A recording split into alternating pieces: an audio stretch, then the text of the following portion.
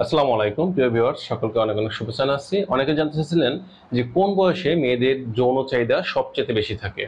তো এক গবেষণায় দেখা গেছে যে যখন একজন মেয়ের বয়স 25 থেকে 35-এর মধ্যে থাকে, এই বয়সে সবচেয়ে কম থাকে।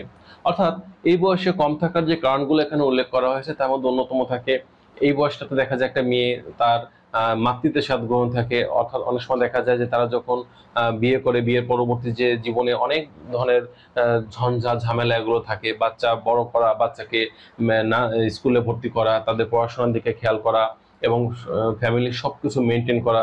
তো এই সকল কাজে দেখা যায় একজন নারী এই সময় সবচেয়ে বেশি ব্যস্ত থাকেন 25 থেকে 35, বা আমরা বলতে 24 থেকে 35 বছর যে বয়সটা থাকে, এই বয়সে কিন্তু সবচেয়ে বেশি পরিমাণে তাদের যৌন চাহিদাটা কম থাকে। আরেকটা বিষয় থাকে, যখন কোনো মেয়ের বয়স 25 থেকে নিচে থাকে, অর্থাৎ 25-এর নিচে বলতে আমরা বোঝাই তার যে বয়সটিতে বিয়ে হয়েছে সেই বয়স থেকে 25 বছর বয়স পর্যন্ত। তো এই বয়সে দেখা যায় যে তাদের যৌন চাহিদাটা মোটামুটি পর্যায়ে থাকে। অর্থাৎ মোটামুটি পর্যায়ে আমরা যদি বলি, সেটা প্রতি 10 জন নারীর মধ্যে দেখা যায়, এক জরিপে দেখা গিয়েছে যে 5 জন বলছেন যে তাদের যৌন চাহিদাটা মোটামুটি খুব ভালো এবং খুব ভালো। আর 5 জন বলছেন তাদের কিন্তু আসলে অতটা যৌন চাহিদা তারা অনুভব করেন না।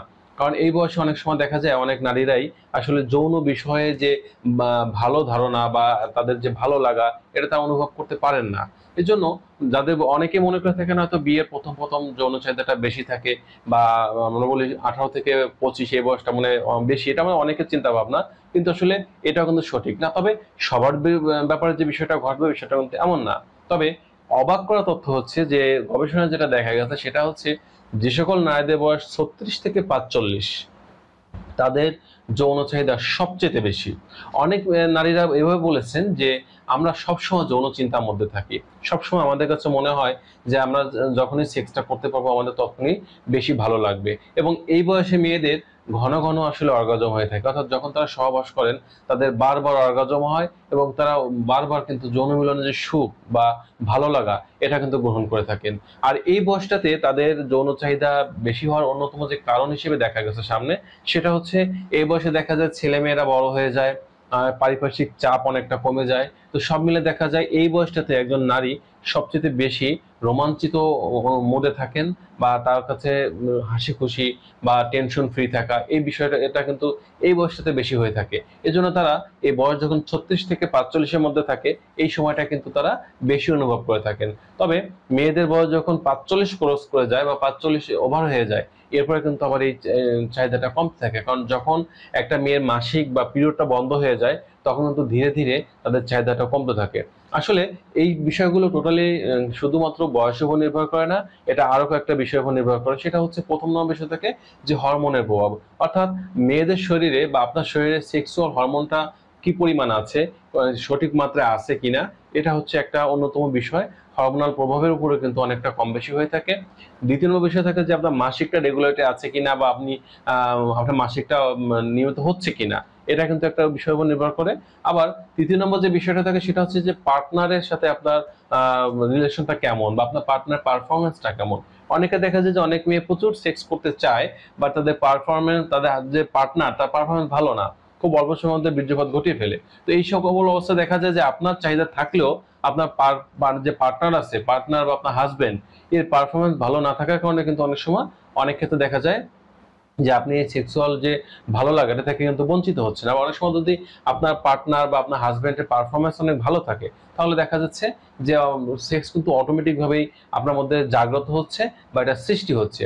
আর একটা বিষয় থাকে 4 নম্বর, সেটা হচ্ছে শারীরিক সুস্থতা ও মানসিক সুস্থতা। অর্থাৎ আপনি শারীরিকভাবে বা মানসিকভাবে কতটা সুস্থ আছেন, কতটা মানসিক প্রশান্তির মধ্যে আছেন, বা আপনার শরীরে কোনো নিরোগ যদি থাকতে পারেন বা বড় ধরনের রোগ না থাকে, তাহলে কিন্তু যে কোনো বয়সে কিন্তু আপনার সেক্স বৃদ্ধি পেতে পারে বা আপনি এটা করতে পারেন।